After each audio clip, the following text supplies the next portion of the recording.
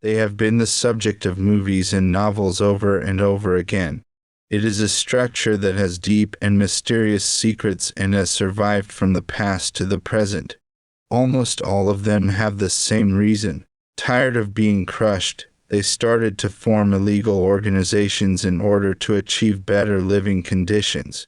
The skeletal structure of these formations, on the other hand, consisted of family relationships based on blood ties and other members they trusted. The top official was chosen from among the oldest or most respected members of the family. Mafia formations proliferated and operated around the world, especially after the Industrial Revolution.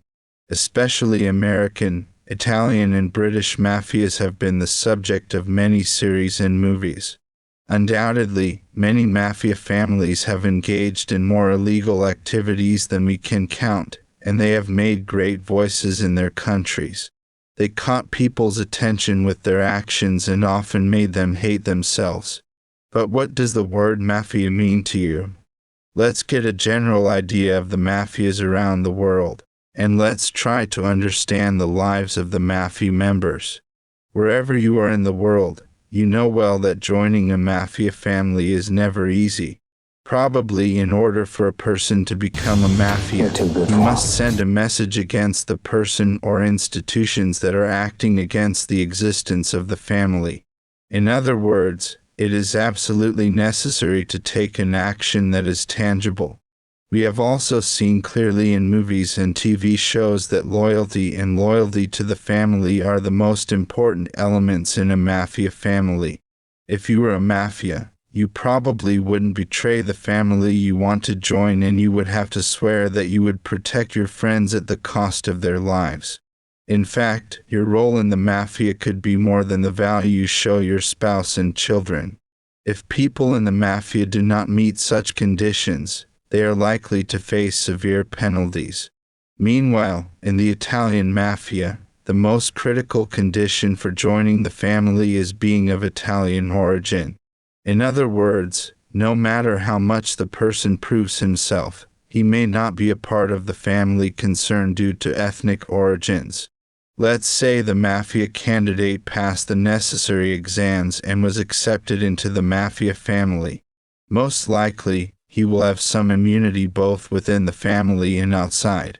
For example, mafia members in 1950s America, wherever they went in the regions where they were active, they would not wait in line and pay no money.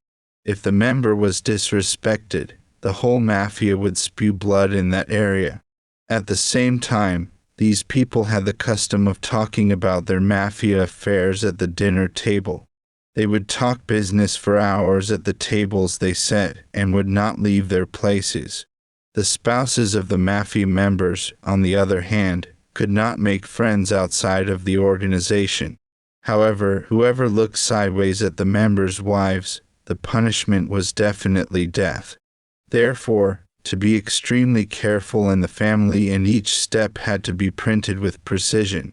In addition, many mafias of foreign origin have had a pedigree of their own, and the members were in different ranks according to their positions. One of the most prominent of these was the military position. They were sort of bouncers. The mafia characters we see in American movies and TV shows generally refer to this group. They knew family secrets, organized subgroups, and carried out the most important actions on behalf of the mafia. The criminal connection of the names at the top of the family tree can never be proven. Their relations with the actions of the organization could never be found. They were referred to as father and were regarded as such. Mafia fathers come together periodically. They would decide on important issues regarding the market they manage in meetings called councils. Again, one issue that is very important for mafia formations should not be overlooked. Contrary to popular belief, mafia families did not want to go into conflict with each other. Because hundreds of people can die in conflicts that may arise between mafias close to each other, and the strengths of the families could be mutually weakened. As a result, both the winner and the loser would suffer serious material and moral injuries. and there would be disruptions in their activities to earn money. So if you were a Japanese mafia member, most likely your enemy would not be a Japanese, but a Chinese or Colombian. So what kind of jobs do mafias deal with? Generally speaking, when the mafia is mentioned, drugs, gambling, smuggling and illegal liquor sales come to mind. For example, Mexican and Colombian mafia cartels have made millions of dollars in revenue by marketing the harmful substances they produce to the whole world. In particular, they cause great material and moral damage to states such as the United States of America. These cartel groups reached incredibly great power from the 1960s to the 2000s, and they are still considered to be one of the most troublesome structures in the world today. Of course, it would not be possible to talk about the mafia and not mention the Russians. Russian mafia, which expanded its market considerably especially after the fall of the Berlin Wall. It has proven its illegal sovereignty not only in its own country but also in Africa and many overseas countries. In fact, they manage an annual turnover of $200 billion, according to rumors, and are considered among the most dangerous mafias in the world. The most important fields of activity are human trafficking, arms trade and of course, drugs. The Japanese are not much less than the Russians either. Japanese mafias are called yakuza and they are very proud of themselves. So much so that when they make a mistake, instead of being attacked and humiliated, they cut off their little fingers and ask for forgiveness, and they were showing their loyalty. Her tattoos are one of their indispensable symbols. They cover almost all of their bodies with tattoos. If the Japanese seem light to you, let's take a look at Serbs and Albanians. Serbs and Albanians often chose their members from large men with brutal mercy. It would not be wrong to say that the psychology of war is in their blood. It is said that they operate in the richest countries of America and Europe. There are also those who claim to be in competition with the Albanian mafias. These two mafias usually earn money by running jobs such as smuggling, money laundering, and fraud. Even though almost every mafia has its own weight, Italians really resonated with the mafia community. They are even referred to as the once king. It is said that those who were tired of living in poverty in Sicily town of Italy at that time, rebelled against the order and started the mafia business.